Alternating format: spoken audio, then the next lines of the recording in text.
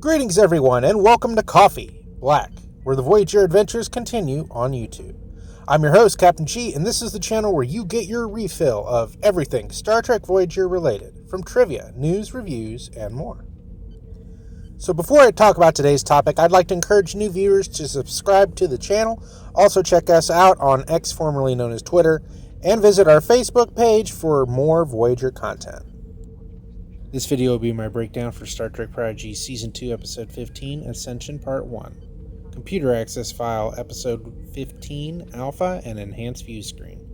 So the episode begins with a shot of Voyager and the Protostar, while showing a montage of all the crew while Dal narrates. He states that thanks to some antivirus upgrades, the Protostar can't harm Voyager, showing a shot of Holo Janeway overseeing a pair of binars scanning the weapon on the Protostar. The binars, of course, originally appeared in an episode of TNG titled 11001001. Dal also states that the top minds are working on a plan to send the Protostar back in time to fix the timeline and save Quinn. Elsewhere, Magellan and the Nova Squadron hopefuls are on the holodeck attempting a Boothby supernova stunt, a reference to the character of Boothby, who was a groundskeeper at the Starfleet Academy and mentor to many great future officers, including both Janeway and Chakotay. Dal interrupts the session, and Magellan vouches for him, saying that she invited him to train with them. Meanwhile, in sickbay, the doctor is impressed by Zero's new body, but admits he's unable to heal it. Despite the sad news, the doctor says due to recent advancements, he can still build Zero a body with any tactile advancement they require. Zero is excited about the possibility of looking like themselves again, but also being able to feel. The doctor says Zero would be able to feel all sensations, both good and bad, and asks if that's what they really want. Zero says, what is life if not a balance of both? Ultimately, Zero says they just want to feel like themselves. The doctor says he'll contact the Daystrom Institute right away. The Institute, of course, has appeared many times in Star Trek, most notably in Picard Season 1, when its ability to create artificial life forms was discontinued because of the imposed synth ban. Zero ends up declining the doctor's offer and says that they want Jangum to oversee the procedure. Elsewhere, Chakotay is nervous about his upcoming Starfleet debrief, but Janeway assures him he'll be fine. She gives him an updated comm badge, and they reminisce about the first time they saw the comm badge, design worn by an alternate Janeway from the future, who was there to help Voyager return home. This, of course, is a reference to the Voyager finale episodes Endgame, Parts 1 and 2. Chakotay marvels at the parallels, as they've both traveled through time to get their ships home safely, and Janeway says despite how things continue to change, she's looking forward to what happens next.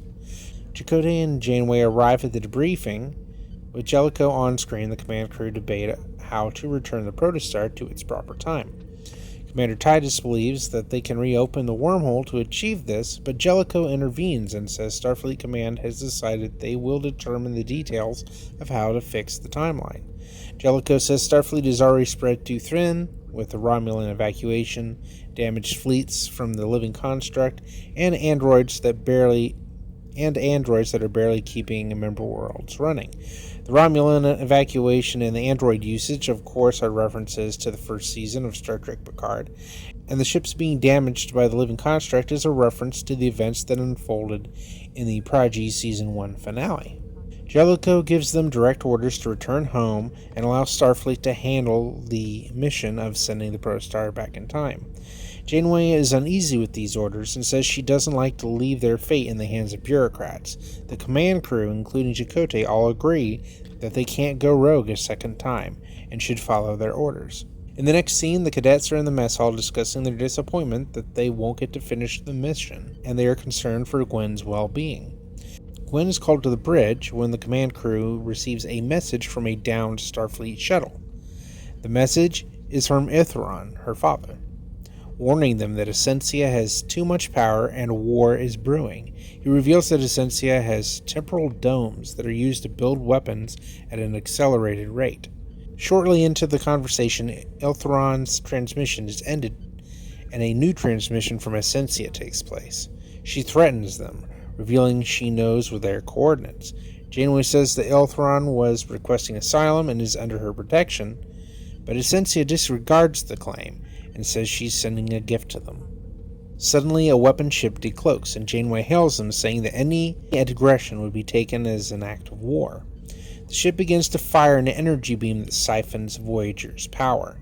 Essentia orders the ship to fire on the protostar, and Chakotay elects to take command of the protostar and asks the cadets to join him.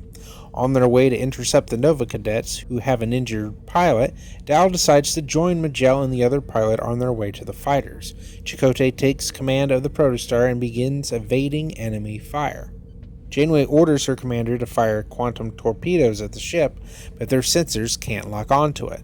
She suggests that the Notifiers relay targeting coordinates for them, and Commander Tysus relays the orders. The Nova cadets and Dal enter the fighter bay, and it's mentioned that the fighters are a Type II Nova-class fighter designed by Lieutenant Paris, a reference to Voyager's pilot, Tom Paris. The Nova cadets exit Voyager and fly toward the enemy ship. As they approach the ship, Essentia orders fighters of her own to exit the ship and intercept the Nova fighters. The Nova fighters are unable to get a lock as they are swarmed by the fighters. Dal suggests that the Nova squad lead the fighters away from the ship so the protostar can get close enough to transmit the coordinates to Voyager. Janeway likes the idea and relays it to Chakotay, who has the protostar set on a course toward the ship. Chakotay sends the coordinates and Voyager fires a full spread of quantum torpedoes at the ship, but the robot in control of the ship recalls the fighters, who interconnect and create an energy barrier that stops the torpedoes and instead sends an energy wave back at Voyager.